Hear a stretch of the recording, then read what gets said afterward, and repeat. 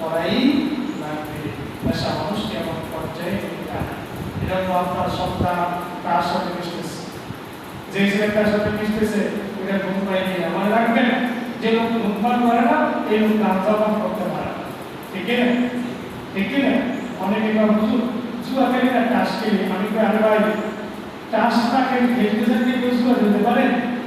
দেখুন যে ব্যক্তি টাসে খেলতে জানে না ব্যক্তি জুয়া খেলতে জানে?